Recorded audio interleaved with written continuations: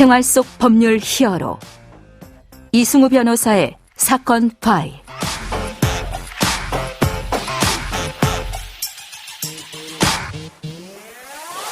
안녕하세요. 사건 파일 이승우 변호사입니다. 각종 사건 사고에서 여러분을 구해드리겠습니다. 오늘 열어볼 사건 파일은 디지털 성범죄 관련 사건입니다.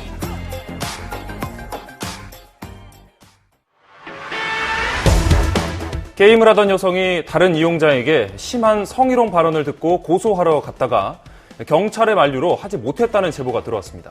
게임 캐릭터에게 한 말은 성희롱으로 보기 어렵다며 수사관이 고소장 접수조차 안 해줬다는 겁니다. 여러분, 롤이라는 게임 아십니까? 청소년들과 군인들 사이에서 엄청나게 인기를 끌고 있는 게임입니다. 롤드컵 이런 단어도 있고요. 패드립 이런 단어 아마 들어보셨을 겁니다. 자, 이런 단어들과 아주 밀접한 범죄가 통신매체 이용 음란죄입니다. 군인 범죄, 소년 범죄, 디지털 성범죄로 아주 빈번하게 발생되고 있는 이 통신매체 이용 음란죄에 대해서 법무팀 법승 배슬찬 변호사와 알아보도록 하겠습니다. 안녕하세요, 변호사님. 네, 안녕하세요. 배슬찬 변호사입니다. 네. 자, 이제 오늘 우리가 어떤 내용을 이야기하게 될 것인지 이제 간단하게 그 내용부터 좀 소개를 해주세요. 네, 오늘은 성범죄 중 최근 가장 급증한 범죄인 통신매체 이용 음란죄에 대해서 알아보겠습니다. 네네.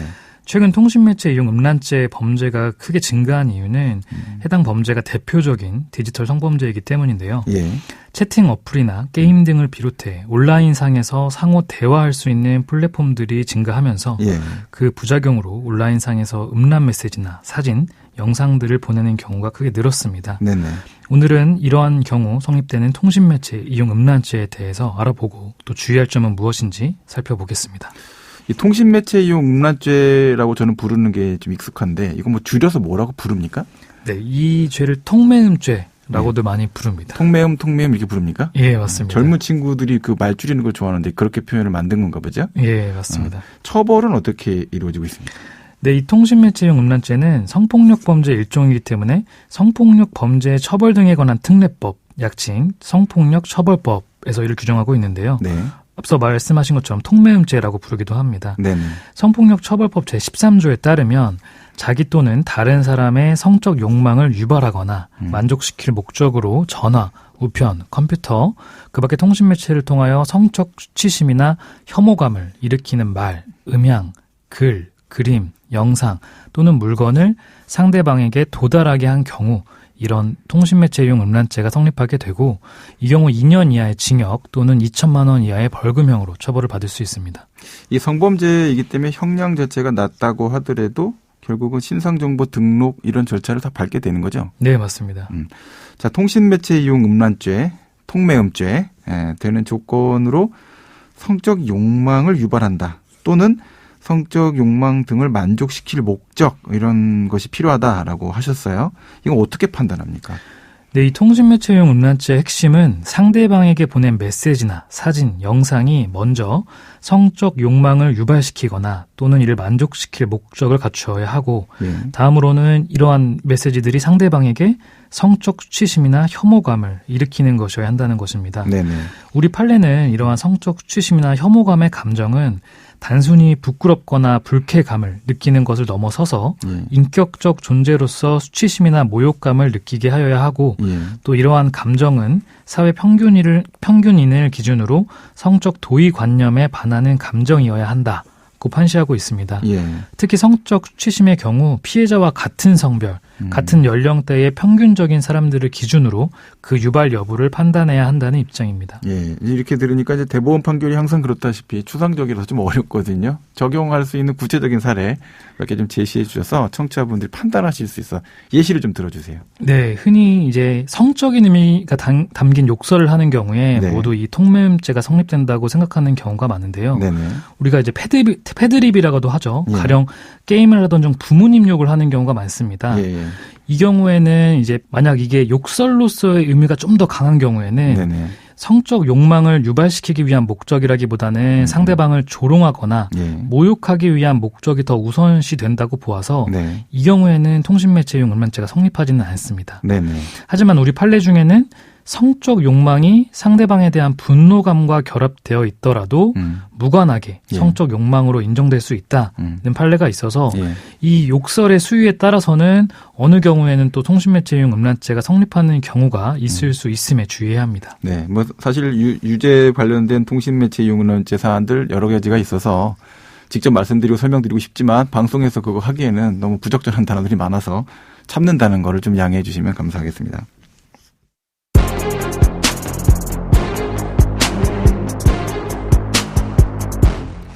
자, 이제 오늘 변호사님이 직접 담당했었던 통매염 사건 가져오셨는데 어떤 사건이었습니까? 네, 최근 제가 실제 수행한 사건 중에는 이 20대 중반의 한 남성이 채팅 어플상에서 나눈 대화가 문제돼서 통신매체 이용 음란 혐의로 수사를 받은 사건이 있었습니다. 네네. 이 남성은 상대 여성에게 이제 같이 성관계를 하자는 취지의 메시지를 보냈는데 네네. 상대 여성이 이 메시지를 캡처해서 통신매체 이용 음란죄 혐의로 경찰서에 신고를 하게 된 사건이었습니다. 예. 여기서 이제 너랑 하고 싶다 이런 문구들은 사실 상황에 따라서 상대방이 충분히 성적 취심을 느낄 수 있는 메시지입니다. 예. 이에 실제로 경찰에서는 이 남성에게 통신매체 이용 음란죄 혐의가 인정된다고 보아서 검찰로 송치하기도 했습니다. 네. 실제 사건은 어떻게 판단됐습니까? 네, 판례 입장대로 성적 취심이 드는지 여부는 여러 종합적인 사정을 고려하여 판단해야 합니다. 네네. 저 같은 경우에는 이제 성적 취심이라는 감정은 주관적 요소이기 때문에 상대방이 이제 해당 메시지를 보내기 전후에 서로 나눈 대화, 또 대화를 나눈 배경 등에 따라서 취심 여부가 달라질 수 있다고 판단을 했습니다. 예. 이 남성이 상대 여성과 대화를 나눈 채팅 어플에 좀 주목을 해야 하는데요. 예. 이 어플은 이제 성적인 대화가 많이 오가는 어플이기도 했고 예. 또 남성과 여성이 나눈 전체 대화의 맥락을 살펴보면 예. 서로 성적인 얘기들을 좀 편하게 나눴던 것을 확인할 수 있었습니다. 네네. 따라서 이제 두 사람의 대화 내용, 대화가 이루어지는 이 채팅 어플의 특성, 예. 메시지의 수위 정도를 고려했을 때 예. 상대방이 성적 취심이나 혐오감을 이르게 할 정도는 아니다라는 주장을 펼쳤고 예. 검찰에서는 이러한 주장을 받아들여서 이 남성에게 무혐의 처분을 내렸습니다. 자, 이제 채팅 어플이 어떤 것이냐에 따른 그런 특성도 고려됐고 또 전체로 두 사람이 나눈 대화, 이런 대화 맥락으로 봤을 때 이 정도의 대화를 통신매체 이용 음란죄에서의 어떤 성적 목적, 수치심을 주려는 목적이다. 이렇게 보기는 어렵다라는 판단 때문에 이제 무혐의 나왔다라는 설명이신데, 자, 그 얘기는 같은 문장이라도 상황이 달라지면 똑같은 문구를 썼는데도 통신매체 이용 음란죄가 성립돼서 유죄처벌 받을 수 있고 신상정보 등록될 수도 있다. 뭐 이런 얘기처럼 들리기도 합니다. 맞습니까? 네, 그러니까 해당 문구도 중요하지만 네. 이 해당 문구가 같은 문구라고 하더라도 예. 이것이 벌어지는 상황적인 거나 배경이 상당히 중요합니다. 네네. 실제 통신매체용 음란죄 관련 판결들을 분석해보면 예. 뭐 해당 문구는 성적 취심을 충분히 느끼게 할 만한 문구들이지만 예. 그 대화가 이루어진 상황적인 부분 때문에 무죄 판결을 내린 사례들이 꽤 있습니다. 네네. 가령 방금 말씀드린 것처럼 예. 성인들이 성적인 목적을 위해 자주 사용하는 어플에서 네. 대화가 오갈 경우에는 네네. 이 판례 입장에서는 어플 사용자들이 해당 어플에 대한 환경을 이해하고 예. 성적인 대화가 오가는 점에 대해서 일정 부분 묵시적 동의를 했기 때문에 네네. 단순한 음란성 내용의 메시지만으로는 통신매체 이용 음란죄가 성립되지 않는다고 본 사례들이 꽤 있습니다. 네네. 그러니까 결과적으로 본다면 일반적으로 어떤 뭐 공연 음란 행위처럼 통신매체를 규제하겠다 이런 취지는 아니다. 대부분 이렇게 좀 제한적으로 해석을 하고 있다 이렇게 볼 수도 있겠군요. 네, 맞습니다. 자, 이제 통신매체 이용 음란죄 혐의로 갑자기 이제 고소를 당한다든지 신고를 당하거나 하는 사람이 이제 그런 입장이 처하게 되면은 맨 처음에 어떻게 하면 좋을까요? 네, 많이들 모르시는 부분이기도 한데 네. 피해자가 아니라 예. 피의자도 당연히 자신에 대한 권리를 행사할 수가 있습니다. 네네. 이제 가장 먼저는 수사기관에 고소장이나 예. 진정서에 대해서 정보 공개 청구를 해서 네.